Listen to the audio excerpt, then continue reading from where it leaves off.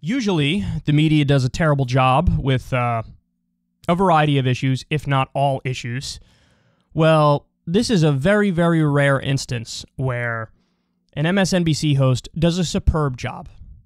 A superb job. Now, I think he's originally from Canada, which might help explain why his views are what they are. There's a little bit more of an objective and honest and balanced view of the Israeli-Palestinian situation from folks abroad. I don't know why that is, but it tends to be the case. So here you have MSNBC host Ali Velshi telling the truth about Israel and Palestine, and this is a real bright spot among a whole bunch of terrible coverage. Let's take a look. Let's make one thing clear. Israel has a right to exist and to defend itself. That is an indisputable fact. But so do Palestinians, and that's a fact that's often ignored. Palestinians are, at best, third-class citizens in the nation of their birth. The idea that it's even remotely controversial to call what Israel has imposed on Palestinians a form of apartheid is laughable. One look at a current map of Israel, Gaza, and the occupied territories conjures up only one other example: apartheid-era South Africa. The Israeli government, on an ongoing basis, declares parcels of land on which Palestinians live to be either of military or archaeological importance, causing residents to be evicted. Sometimes there's a court case, and almost always the Palestinians lose. Yet months or weeks later, that same important land suddenly becomes home to a brand new Israeli settlement. As more and more Jewish settlers take over land on which Arabs live, the occupied West Bank becomes de facto more Israeli and, in the explicit hopes of the Israeli government, more Jewish. This is a long-standing attempt and a deliberate attempt to force Arabs who have lived in that land, sometimes for hundreds of years, out. It's an attempt to dilute their presence, because to have Arabs as full participants is, in the opinion of the Israeli government and their courts, diluting Israel. Just prior to the pandemic, I toured many of the contested areas and homes from which Arabs are being pushed out, both in Israel proper and in the occupied territories. Palestinians don't control the important parts of their lives. Palestinian families are refused permits to build or renovate their homes. When they connect their homes to the municipal water supply, Israeli soldiers sometimes cut the pipes. When they attempt to harness solar energy because their homes are not on the grid, Israeli soldiers literally come and remove solar panels from their homes. I spent an hour and a half traveling alongside an elderly Palestinian woman who was being transferred between 3 ambulances from Gaza to the no-man's land in between and then into Israel to get cancer treatment. 3 ambulances over the course of 1 mile, more than an hour to cross the border. That's how Gazans live. Without medical treatment because Israel prevents it. Without electricity much of the time because Israel prevents it. Without the ability to fish in the Mediterranean Ocean because Israel prevents it. Without an airport or a seaport because Israel prevents it. Like Israelis, Palestinians also have a right to exist and to defend themselves. But there is no one willing to help them do that. Not the Israeli courts and not the U.S. government. What the U.S. also shares with Israel is the belief that Hamas, the political party that governs Gaza, is a terrorist organization that calls for the destruction of Israel. Hamas is supported by the majority of Palestinians in Gaza. Hamas may not be in the best long-term interests of the Gazans, but peace hasn't really worked out for them. Faced with an Israeli government which pens them into what has been called the world's largest open-air prison, they have chosen a government that most of us wouldn't prefer. One that is not given to negotiation and moderation and respect for its neighbor. Israel needs a new approach to the Palestinians, and America needs a new approach to Israel. After more than 7 decades of not just being deprived of land from which they were evicted, Palestinian frustration runs deep. It may be worth going deeper than what you may hear inside your bubble and understanding the depth to which the Palestinian people are subject to apartheid in their own land, deprived of basic necessities, and subject to relentless civil rights violations. This is not a secret. It's out there for you to see. You just have to look for it. I really think that was a superb job.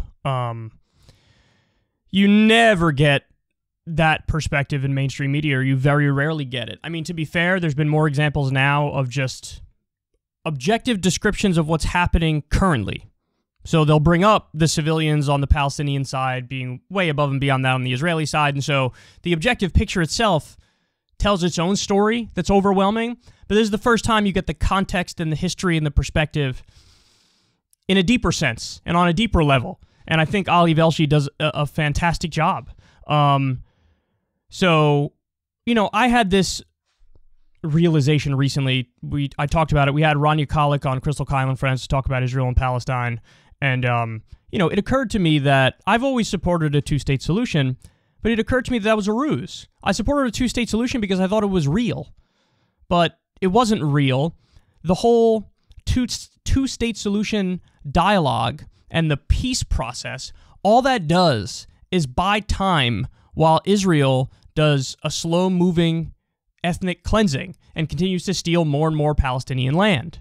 And so it's a fantasy. It's never going to happen. The two-state solution is this bullshit non-solution that's trotted out there to keep everybody busy talking about it while Israel continues to evict Palestinians from their land and steal it and build more illegal settlements against international law.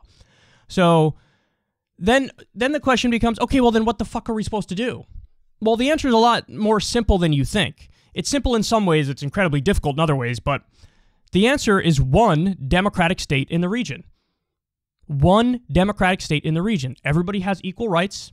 Everybody gets an equal say, and you have a democratic government. So, in other words, you get rid of the apartheid-like system.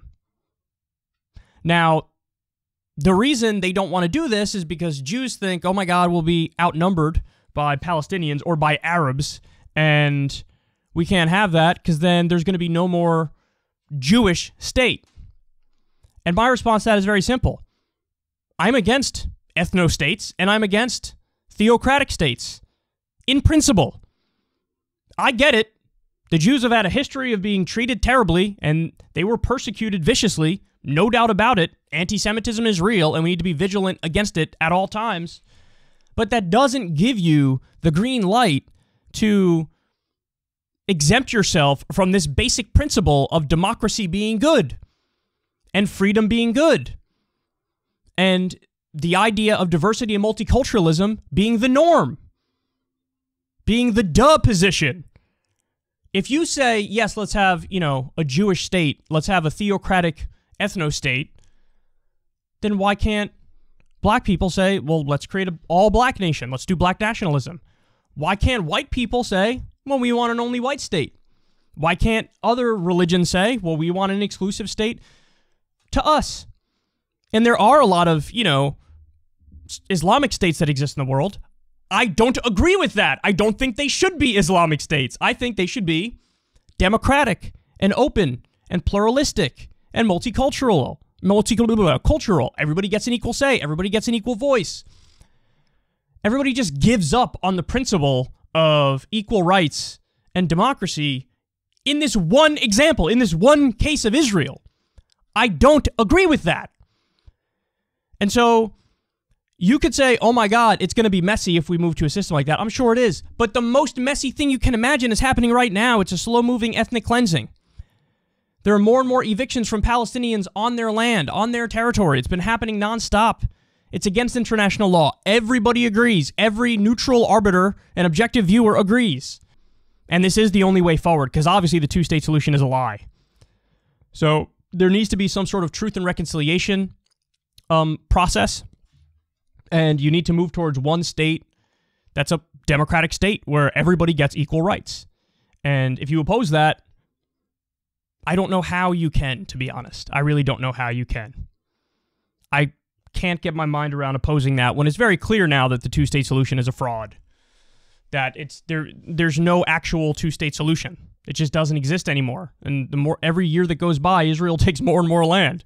So what you want to do? Give the Palestinians 2 blocks and say, that's your state?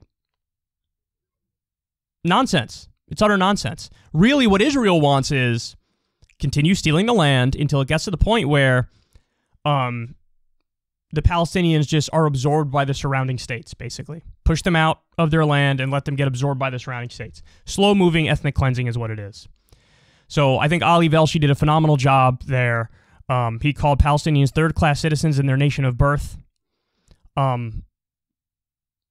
Look, the international community is 100% right about this.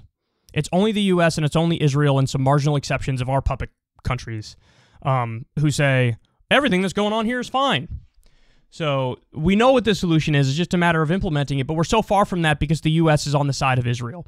And what a U.S. president who actually cared about human rights and justice and peace, what a good U.S. president would do is immediately cut off all arms going to Israel, immediately cut off every subsidy going to Israel, and sanction Israel.